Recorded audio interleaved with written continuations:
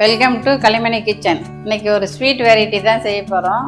கல்கத்தாவில் ரசகுல்லா எப்படி ஃபேமஸோ அதுமாரி நம்ம தமிழ்நாட்டில் செட்டிநாடு ஸ்பெஷல் பால் கொழுக்கட்டை அந்த அளவு ஃபேமஸானது. அது எல்லாருக்கும் ரொம்ப பிடிச்சமானது. அதுதான் இன்றைக்கி செய்ய போகிறோம். அது எப்படி செய்கிறது பார்க்கலாம் வாங்க. இந்த பால் கொழுக்கட்டை செய்ய இடியாப்பம் மாவு நமக்கு தேவை. அது இப்போது பச்சை அரிசி மாவு இருந்தால் கூட எடுத்துக்கலாம். நான் இப்போ இடியாப்பம் மாவு எடுத்துக்கிறேன். இப்போ இதில் ஒரு உலக்கு ஆளாக்குன்னா உலக்குன்னெலாம் இந்த மெஷர்மெண்ட்டில் ஒன்று எடுத்துக்க போகிறோம்.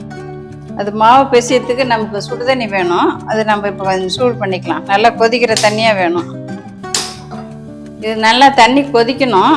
இந்த தண்ணி கொதிக்கிற தண்ணியிலே நம்ம கொஞ்சம் இந்த மாவு கொஞ்சம் உரைக்கிறதுக்கு கொஞ்சோண்டு உப்பு போட்டுக்கிறோம். கொஞ்சம் அதில் ஒரு ஸ்பூன் சர்க்கரை மாதிரி, அது இல்லைன்னா மாவு சப்புன்னு இருக்கும்.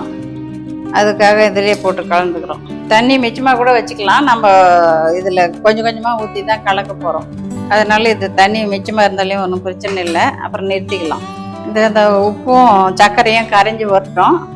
கரைஞ்சி கொதிக்கிட்டோம். அப்போ இதில் மாவு சேர்த்துடலாம். இப்போ தண்ணி கொதிக்க ஆரம்பிச்சிருச்சு. அந்த தண்ணி கொஞ்சம் கொஞ்சமாக எடுத்து மாவில் நம்ம கலக்கி மாவு பிசைய போகிறோம்.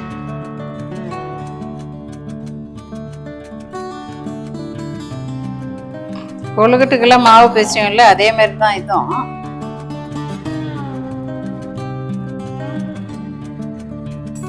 இது இப்படியே ஒரு 5 நிமிஷம் நம்ம மூடி வச்சிடலாம். அப்புறம் எடுத்து உருண்டை உருட்டிக்கலாம். இது ஒரு உலக்கில் ஒன்று போட்டுக்குது. அதுலேயே நம்ம ஒரு அரை தண்ணி ஊற்றிக்கலாம் பாகு காய்ச்சது. இதுக்கு பாகு பதம்லாம் தேவையில்லை. சும்மா கொதிச்சிச்சுன்னா நம்ம வடிகட்டி எடுத்து வச்சுக்கலாம். வெல்லம் கரைஞ்சி கொதிக்க ஆரம்பிச்சிருச்சு. இப்போ நம்ம இதை நிறுத்திட்டு வடிகட்டி எடுத்துக்கலாம். மாவு திறந்து பார்க்கலாம் எப்படி இருக்குது. நல்லா சூடு பொறுக்கிற கை பொறுக்கிற அளவு இருக்குது. இந்த சூடு போதும். நம்ம இப்போ இதை நல்லா பிசைஞ்சு உருண்டையாக உருட்டிக்கு போகிறோம்.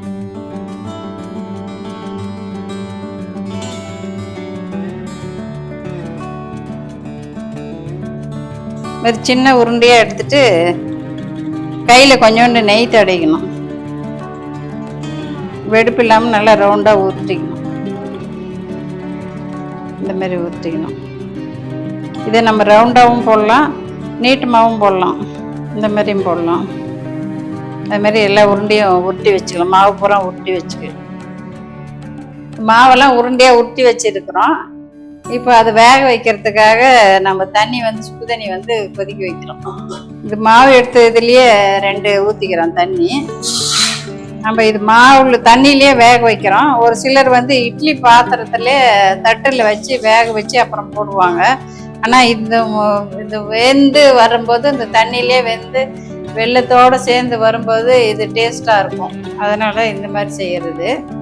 தண்ணி காஞ்சினுக்குது. அது வேக வைக்கிறதுக்குள்ள நம்ம தேங்காய் பால் வேணும். நிறைய பேர் பால் பேக்கெட்டில் இருக்கிறத ஊற்றிடுவாங்க. ஆனால் தேங்காய் பால் ஊற்றினா அது டேஸ்ட் வித்தியாசமாக இருக்கும், நல்ல டேஸ்ட்டாக இருக்கும். அதனால் இது ஒரு தேங்காய், முழு தேங்காய் ஒன்று எடுத்துருக்குது. இதை நம்ம மிக்சியில் போட்டு தேங்காய் அரைச்சி எடுத்துன்னு வந்துட்டு பால் எடுக்கலாம். தண்ணி கொதிக்க ஆரம்பிச்சிச்சு. நம்ம அப்படியே ஒன்றா கொட்டிடக்கூடாது. சும்மா ஒரு 4 நாளாக அப்படி கொஞ்சம் கொஞ்சமாக போடணும்.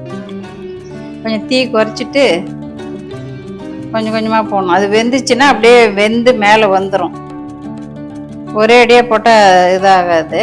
அதனால 2-3 ஈடாக போடணும். உருண்டைங்களாம் ஒரே சைஸாக உருட்டணும். இல்லைன்னா பெருசு சின்னது இருந்தால் சின்னதாகிறது வேகும், பெருசாகிறது வேகாமல் மாவு மாதிரி இருந்துடும். தீ குறைச்சி வச்சிடணும், இல்லைன்னா அடி பிடிச்சிடும். அது லேசாக தள்ளி விடணும். அடி பிடிக்காமல் இருக்கணும். அதே சமயத்தில் உடையாமல் இருக்கணும். இது அப்படியே கொஞ்சம் நேரம், ஒரு 10 நிமிஷம் ஆகும் வேகிறதுக்கு. அதுக்குள்ளே இந்த தேங்காயை நம்ம அரைச்சதை வடிகட்டி எடுத்துடலாம். மாவு சாதா பச்சரிசி மாவு ஒரு ஸ்பூன் எடுத்து போட்டு தண்ணியில் கலந்து அந்த கொதிக்கிற பால் கொழுக்கட்டையில் கலந்துட போகிறோம். இது மாவு ஊற்றின உடனே அது திக்னஸ் வந்துடும். நல்லா அதை கட்டி இல்லாமல் நம்ம கரைச்சிக்கணும். நல்லா வெந்து வந்துடுச்சு. இப்போ அந்த மாவு சேர்த்துடலாம். சும்மா சாதா பச்சை தண்ணியில் தான் கலந்துருக்குது. அது இதில் ஊற்றிட்டா இது நல்லா திக்காக ஆகிடும். ஒன்று கூட உடையில, நல்லா முழுசாக அப்படியே நல்லாவே இருக்குது. இந்த அரிசி மாவு கரைச்சி ஊற்றணும் பாருங்க, அது நல்லா வெந்து கெட்டியாகிடுச்சு, நல்லா கஞ்சி மாரி ஆயிடுச்சு. இப்போ இந்த ஸ்டேஜில் நம்ம வெள்ளைப்பாவு காய்ச்சி வடிகட்டி வச்சுக்கிறோம், அது இதில் சேர்த்துடலாம். விருப்பப்பட்டால் நீங்கள் சர்க்கரை கூட சேர்த்துக்குங்க. இது சேர்ந்து கொதிச்சு ஒரு கொதி வரட்டும். அதில் ஒரு ஏலக்காய் தூள் பண்ணி வச்சுக்கிது, ஒரு 3-4 ஏலக்காய் தூள் மாதிரி போட்டுக்கணும்.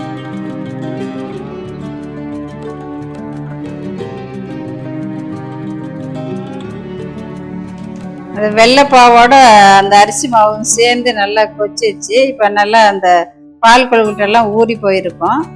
இந்த ஸ்டேஜில் ஆஃப் பண்ணிடலாம். இது தேங்காய் பால் கெட்டி பால், தண்ணி ஃபஸ்ட்டு பால் தான் இது. 2வது பால்னா தண்ணியாக இருக்கும், இது கெட்டியான முதல் பால். இது அப்படியே இதில் சேர்த்துடுறோம்.